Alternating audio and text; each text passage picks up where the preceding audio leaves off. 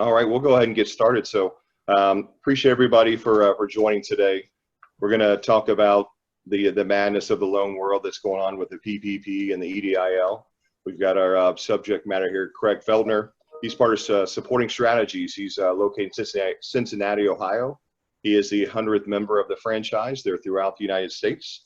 He is a CPA. He also has his law degree. So very versed in what's going on, and he'll be glad to help and discuss any questions that we have, go into more detail about the program and what you can expect going forward. So going to go ahead and open up to Craig here to kind of start off to discuss the different opportunities that we have at hand. And if you have any questions, I'll be glad to answer and make sure we share along the way. Go ahead, Craig.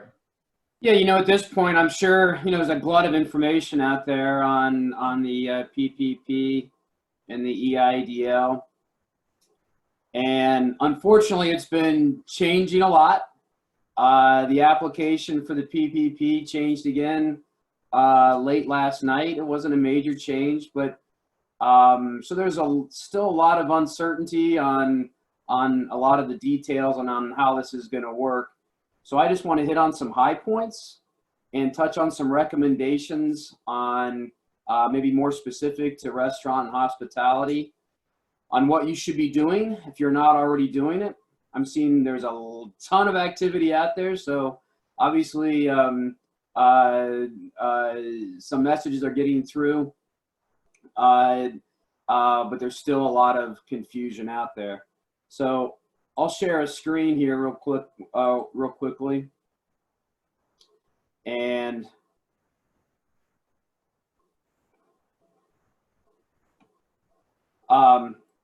so here's just some high points, maybe just a little bit unique to the Paycheck Protection Program and the Economic Injury Disaster Loan. So for the PPP, for the restaurants, you need to be in operation on February 15th, 2020, but you're not going to be restricted by the less than 500 employees. It's going to be per location, per physical location.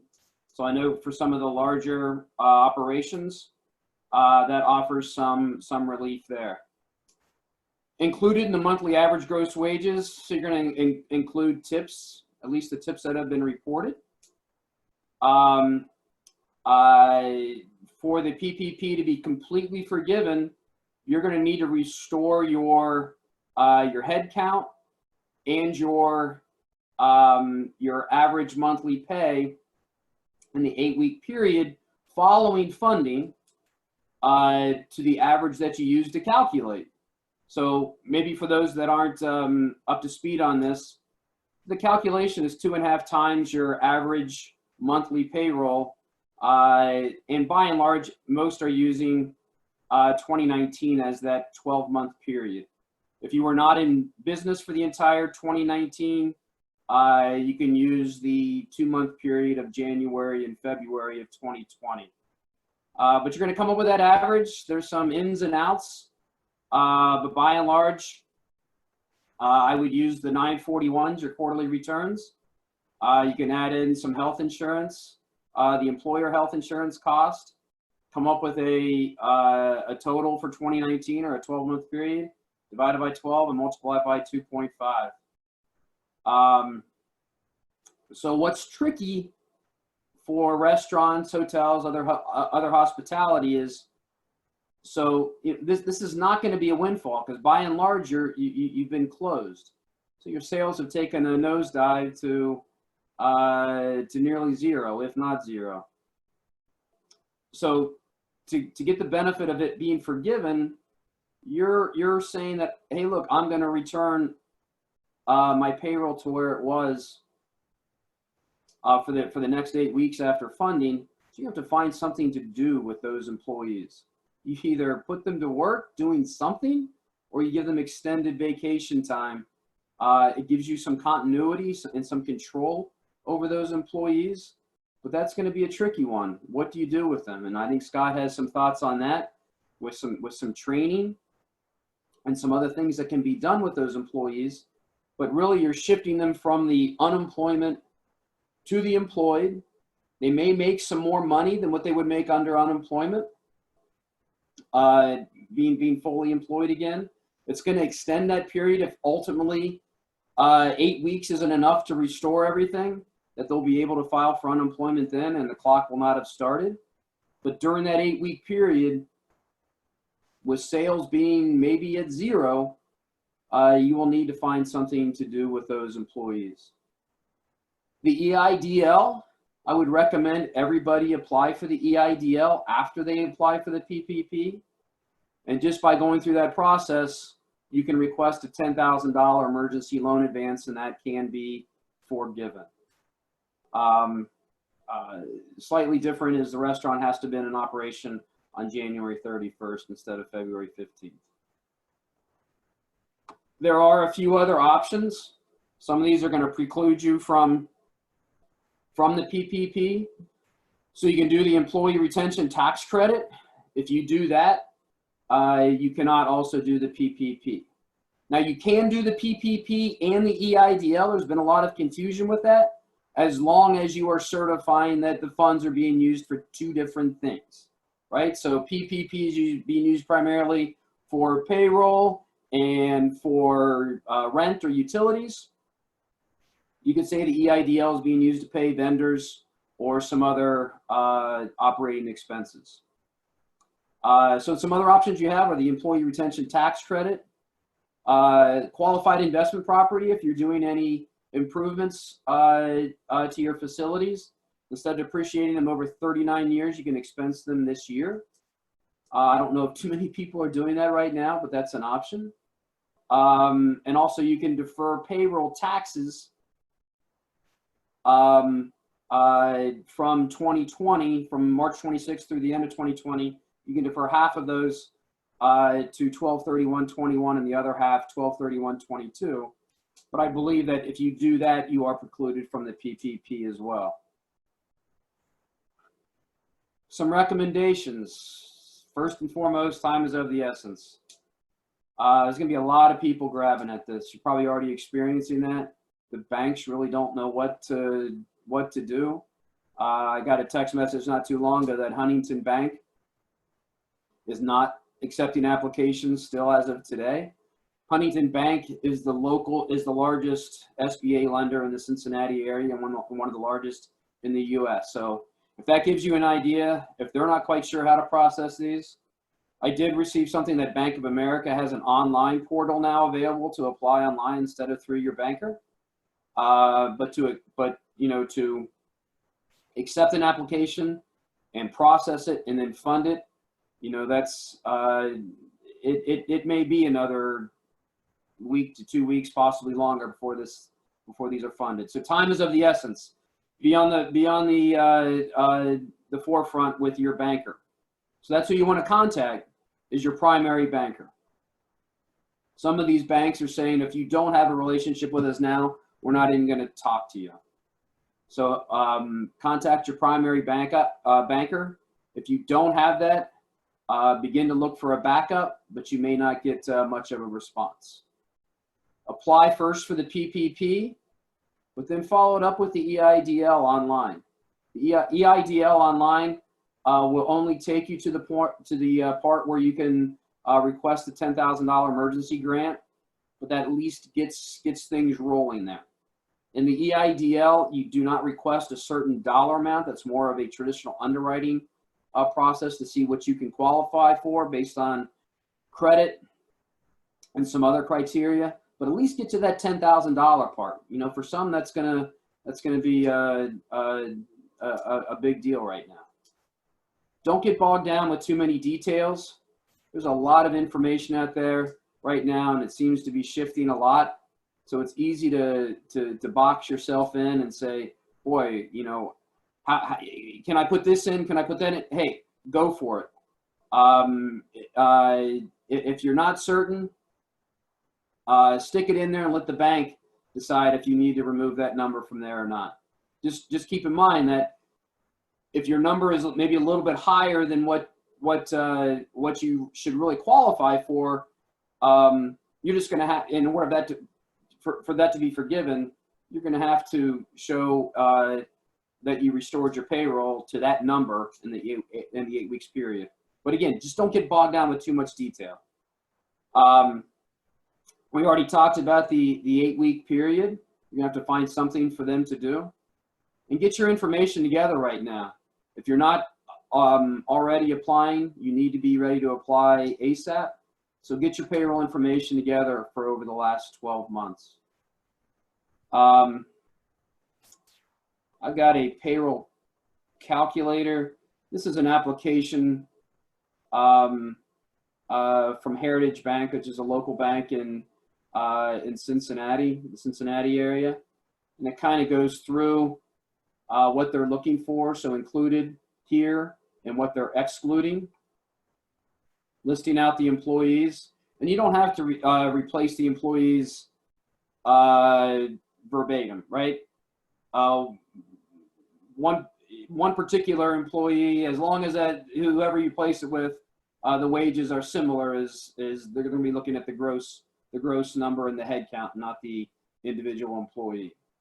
Got another payroll calculator here, kind of show what you would qualify for. So this is all available through Scott. I've given this information to him, so it's simple to do, to drop in some numbers to see what you would qualify for. And then here I've got a list of the most active SBA lenders in 2019. So that's always a good spot to start, because they're accustomed to it and experienced at it.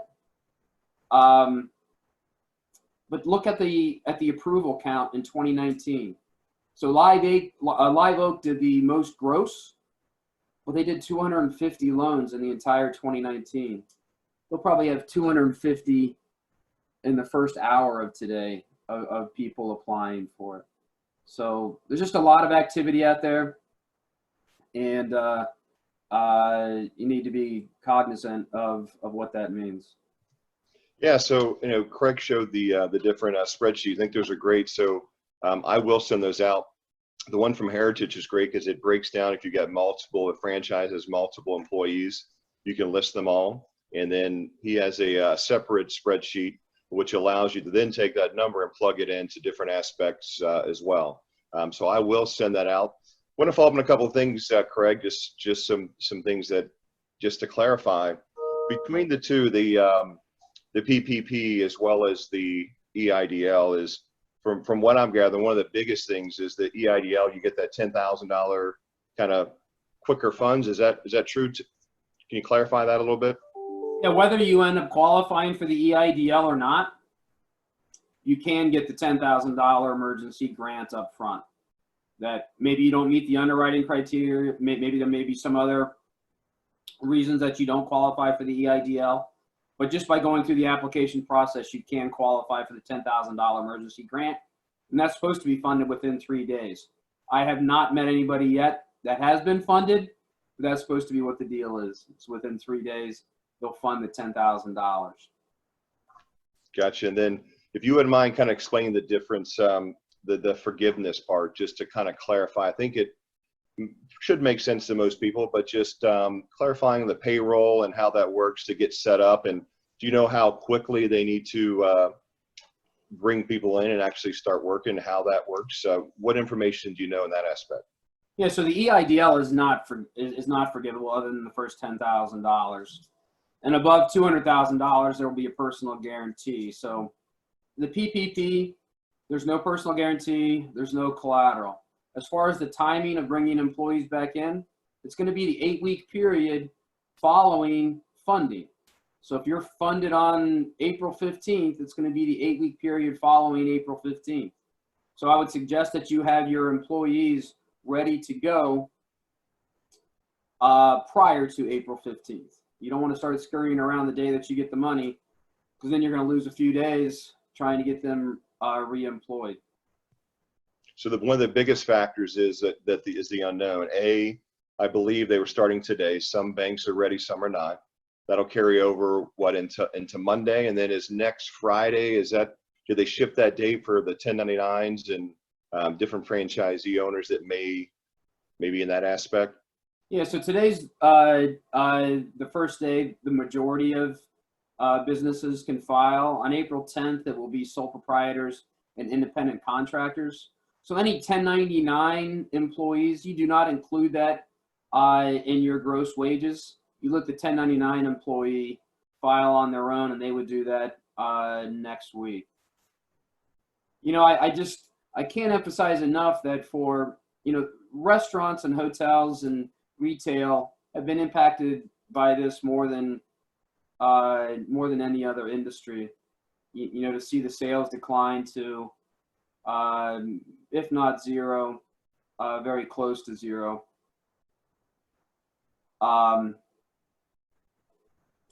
So it, you know, I compare it to it. There are businesses out there that will qualify for this. They've not laid anybody off. They're still generating sales, and yet they'll qualify for the PPP. They'll be able to show that, you know, that they're using the money for payroll, but otherwise they've not been as impacted by this. You know, the restaurant, you're going to bring your employees back in, but you're going to turn the vast majority of this money right back over to them in reemployment. So you're taking them off of unemployment and putting them back on your payroll for at least an 8-week period. Hopefully that will get us out of this. But there's not going to be a lot left after paying the employees. You know, it's 2.5 times, so it's really 2.5 months. But you're saying that you're going to pay them for 8 weeks, which is essentially 2 months. So you're going to have that half month of your average gross payroll to go towards utilities, rent, maybe some debt service. There's not going to be a lot left there after paying employees. So quick question on that aspect. So if, let's say you, from my understanding, you could use both as long as they're not the same thing. So could you use, you know, the payroll from the, you know, the PPP and then the EIDL? Can you use that for utilities separate? You can. And that's why I suggest applying for both. There's a lot more money. The government has funded a lot more money for the PPP than the EIDL, but there's a lot more applications going in towards the PPP right now. When things first started going sideways, the EIDL was the only program that was available out there. So a lot of people jumped on board with that, but the SBA eventually had to take down their site and retool it. I don't think they expected the volume that they were getting, and they had to change some of the terms. But that's I would go for both. First the PPP, followed up with the EIDL. I appreciate it. And then, so I guess one of the big things to think about, what I want to bring into light, is the aspect of, you know, if you are bringing back, and we don't know how quick it's going to be. Some people say once they get things in, it could be a few days, could be a week. Time will tell. But from what I'm gathering, it's time now, if you are applying today or on Monday, to kind of get your ducks in a row, right? To, you know, really take a look at who you're going to bring back where, whether it's employees, line workers, assistant managers, GMs, and how does that work on like delegation? Just all that matters is just the amount of funding, like per rep, or how does that work? Who you actually bring back? Yeah, it doesn't matter on the specifics of who they are, as long as you're paying them and you have a similar head count to what you had previously. And what does that mean by head count? You know, right now the application just says full-time employees.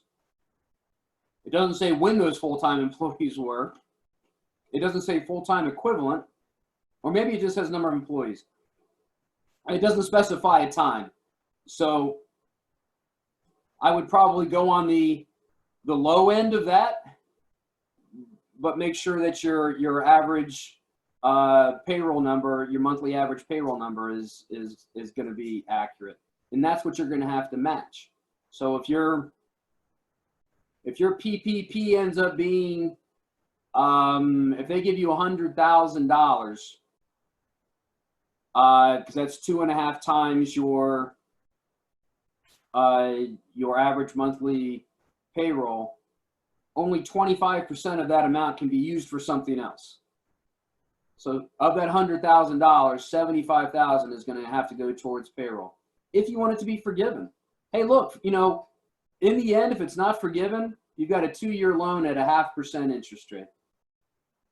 But you're still restricted on what you can use it for. You need to use it for payroll, rent, utilities, some other debt service. But if ultimately it ends up that it can't be forgiven, and I think it's going to be really tough for these banks to follow up somewhere down the road to figure out if it should be forgiven or not. You've got a low interest loan over 2 years to pay it back. Yeah, and then so I guess when it comes to the difference between the two as well, so the EIDL, so that's where, if I believe, is it what, 4% over 10 years, right? Depending on the agreement with the banks, or 3.75.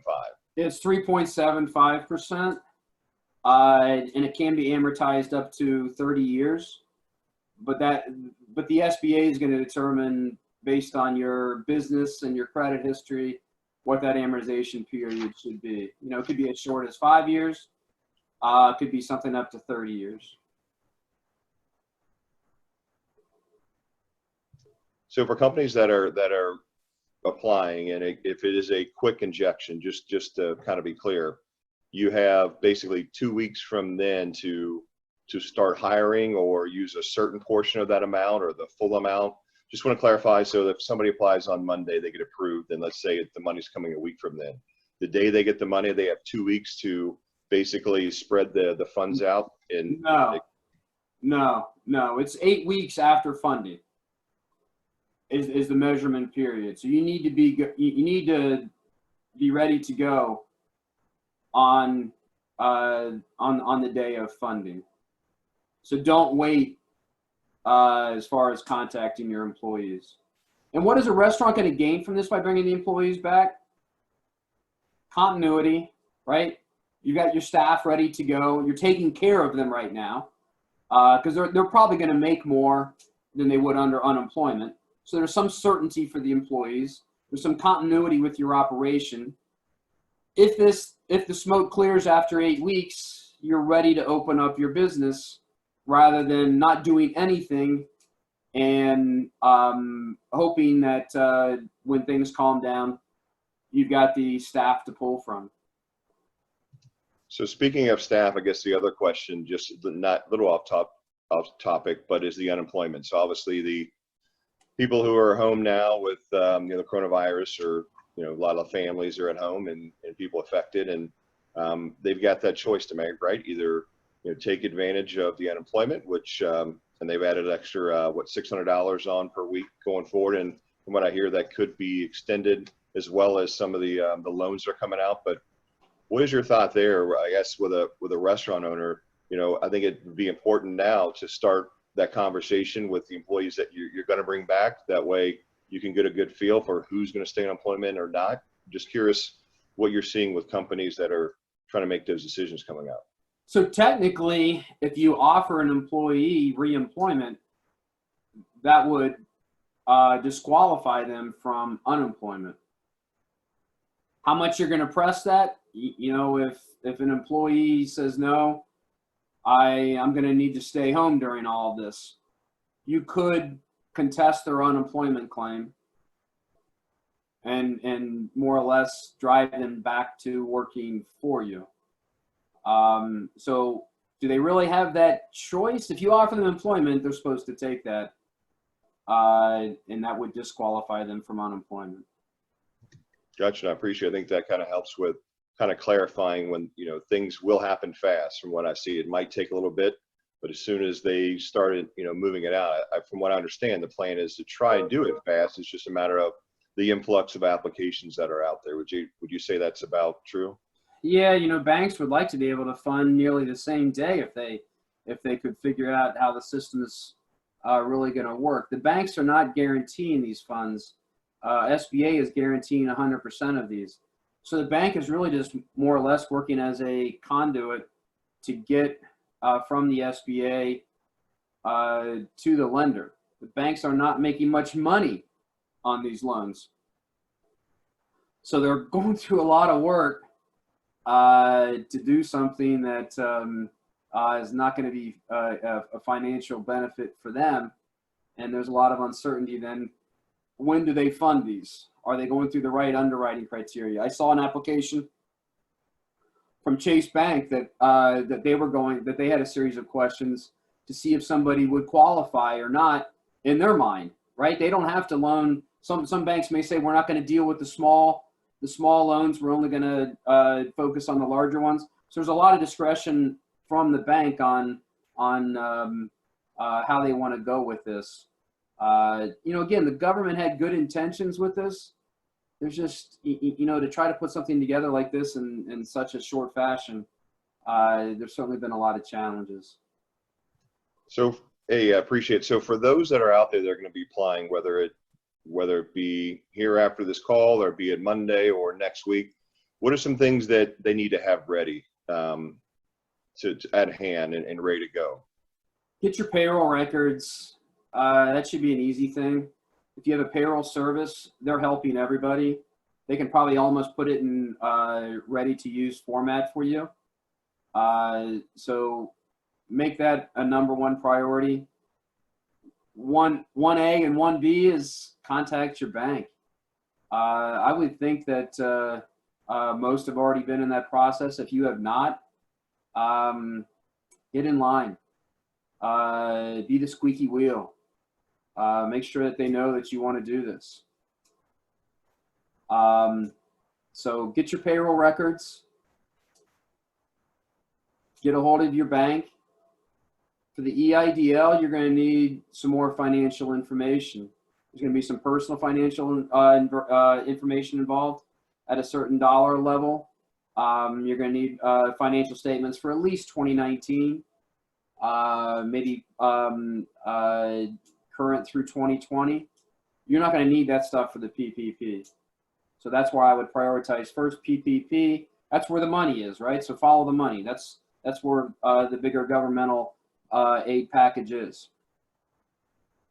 Gotcha. So what I'm gathering here, and for everyone on the call, is make sure your talk to your payroll, make sure you have that all ready to go, and then just take the information. Just make sure you make the appointment with your bank. Get into your bank, apply for both, see what happens. You've got time when it comes back. You'll still have a few days this weekend and next week to figure out exactly, once you get approved, for what the funds are, what you need it for, and then go from there. Does that sound about accurate? Yeah, and I'd worry less about how much is going to eventually be forgiven. There's going to be some blanks that you're just not going to be able to fill in right now with that. Obviously the goal is you want it to be forgiven, but by doing that, you're going to have to reach certain criteria to do that. Don't get bogged down with that. Get applied, and then see where you go from there. Contact your employees. Make sure that they're available to come in. Have a plan on what you're going to do with them. In some cases, can you scale up the carry out? Can you clean? Can you do something in your facility to take advantage of having those employees back? No, I appreciate it. So basically, get ready. It's going to happen fast. It's happening now. Yeah, it's happening now. So go ahead right now, today, make sure you have a plan with your employees. Think about who you're going to bring back, how you're going to do it. And, one thing that we can help with here at Patrice Associates is if you're thinking of different ideas, we can definitely talk as strategic partner to what you might need to do to, whether you hire one, whether you hire 2, 3, 4, based on your budget and what your plans are with, delivery.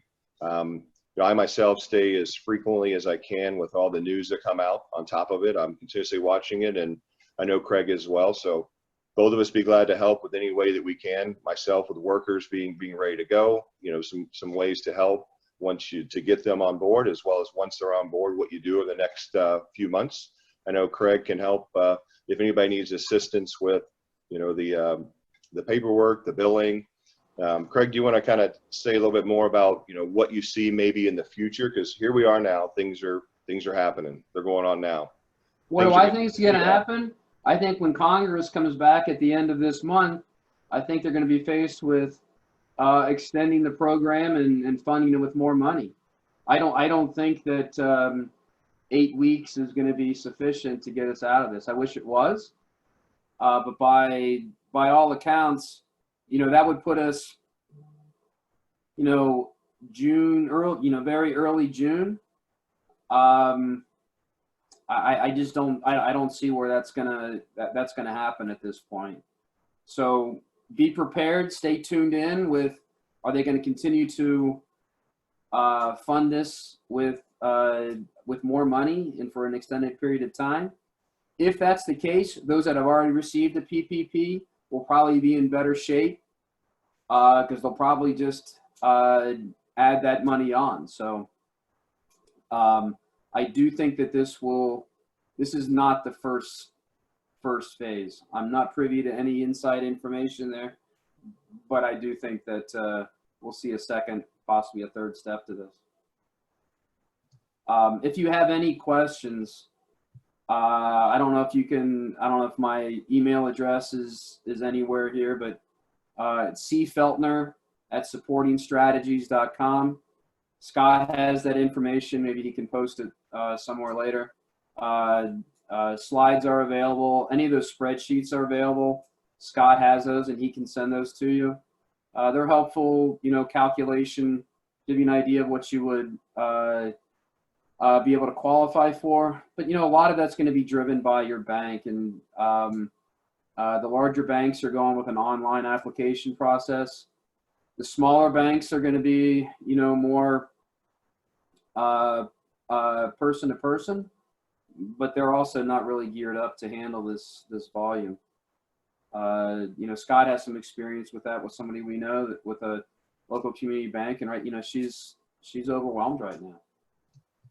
Yeah, I talked to our local bank, Heritage, and who I'm looking to just take advantage of some wages to keep going and keep pursuing kind of what I love. But I emailed her today just to get a little clarification on the 941 and 1099 information, and she just sent me a line back like it's crazy. So just imagine, it's going to be crazy. So just get in there as soon as you can, as fast as you can, and just keep communicating with your banker. I think that's going to be the best way for this to continue on. And I'll provide as many resources as I can, as well as Craig.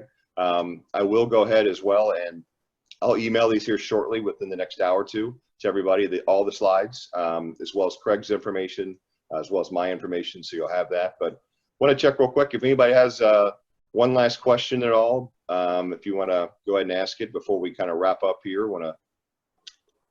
Craig, anything you want to add about kind of maybe some things that you might be able to help with going forward, where you see things happen? Obviously, I appreciate you coming on today and explaining a little bit more in depth on things. But for the last minute, as we're waiting to see if a question comes through, if you wouldn't mind sharing some different attributes you might be able to help with going forward with your services. Yeah, with what we do is we do virtual bookkeeping. So in a situation like this, we offer some continuity that we're able to continue to do the invoicing, pay the bills, get the financial statements out.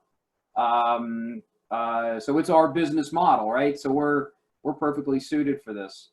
I don't know if anybody is prepared for these SBA programs. So it's new to everybody.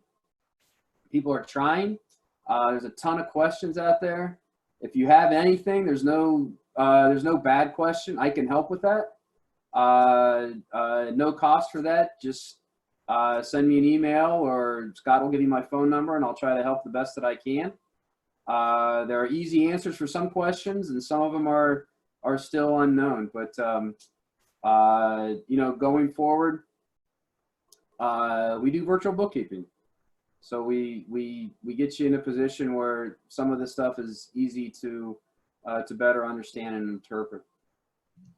I appreciate it, Craig. I mean, that's the thing, is just trying to make things easy, see how we can help. I'm here to help. So if anybody has any other questions that you haven't asked today, you can definitely email me. I'll go ahead and send everything out here shortly to everybody, so you have that. That way you can work on some things today, tonight. And I appreciate it. And once again, Craig, I appreciate you joining us this week and being a great resource to help. And everybody have a wonderful day. Thank you for attending.